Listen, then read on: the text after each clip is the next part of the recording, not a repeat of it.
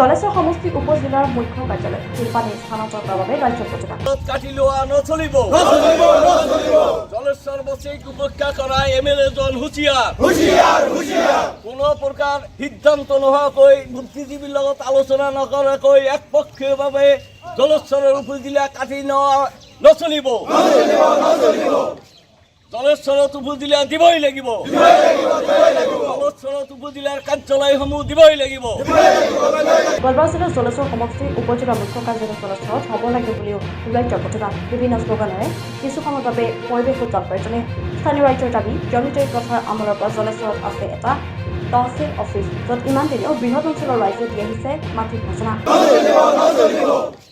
জলেশ্বৰত উপজিলা দিবই লাগিব জলেশ্বৰত উপজিলাৰ কাৰ্যালয়সমূহ দিবই লাগিব অন্যথায় জলেশ্বৰত তীব্ৰ আন্দোলন গঢ়ি তোলক জলেশ্বৰৰ উপজিলা লক্ষীপুৰৰ আৰু জলেশ্বৰৰ মাজত 12 কিলোমিটাৰ ভিতৰত দিবই লাগিব জলেশ্বৰৰ নামাকৰণ হোৱা জলেশ্বৰৰ উপজিলা জলেশ্বৰ সাব ডিভিজন আমাৰ ইয়াত দিব লাগে সমষ্টি পুনৰ নিৰ্ধাৰণ কৰাৰ আগতেই জলেশ্বৰ সমষ্টি উপজিলাৰ ঘোষণা কৰিছিল মুখ্যমন্ত্ৰী হিমন্ত বিশ্ব শৰ্মাই গতিকে জলেশ্বৰৰ সমূহ সচেতন ৰাজ্যৰ দাবী জলেশ্বৰৰ নামত নামাকৰণ কৰা জলেশ্বৰ সমষ্টি উপজিলা মুখ্য কাৰ্যালয় জলেশ্বৰ ৰাজবিটা কাটাৰীহাৰা বৈশা যিকোনো ঠাইত স্থাপন কৰিব লাগে নহ'লে আইনী ব্যৱস্থা গ্ৰহণ কৰাৰ হুমকি স্থানীয় ৰাইজৰ নিউজ চেনেলক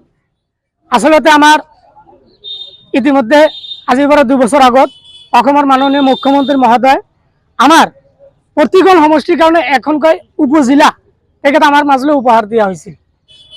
আৰু সেই উপহাৰ দিয়া উপজিলাখন জলেশ্বৰ সমষ্টিৰ নামত নামাকৰণ আছে আৰু জলেশ্বৰ সমষ্টি যেতিয়া মাননীয় মুখ্যমন্ত্ৰী মহোদয় উপজিলা ঘোষণা কৰিছিল তেতিয়া আমাৰ সমষ্টিবিলাক ডিলিমিনেশ্যন হোৱা নাছিল তেতিয়া জলেশ্বৰ নামতেই আজি সাব ডিভিজনৰ নাম আছে আমি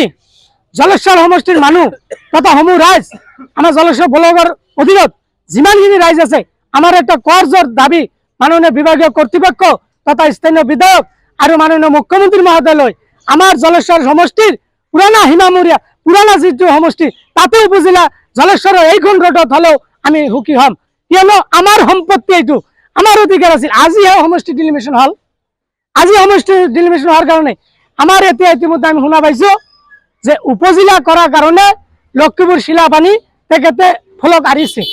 আমি ফলকখিনি দেখা পাইছো গতিকে তাতে যিখিনি ঠাইত দিছে তাৰ পৰা লক্ষীপুৰ টাউনখন 1 কিলোমিটাৰ মাত্ৰ ডিষ্টেঞ্চ 1 কিলোমিটাৰ ডিষ্টেঞ্চৰ এটা বৃহৎ টাউন থকা সত্ত্বেও তাতে আমাৰ সমষ্টিৰ যিখন উপজিলা তাতে কেনেকৈ বহায় আমাৰ এটা ৰাজনৈতিক প্ৰশ্ন থাকি গ'ল আৰু কিছুমান ৰাজনৈতিক নেতাই তেখেতে যদি স্বাৰ্থ সিদ্ধি এখন ৰাজনীতিৰ কাৰণে তেখেতে যদি এইবিলাক চক্ৰান্ত কৰি আছে আমি তেখেতক হকিয়া দিওঁ অহা দিনত উপজিলালৈ যিহেতু ৰাজনীতি কৰিব তেখেতৰ পৰিণাম ভয়ংকৰ হ'ব স্পষ্ট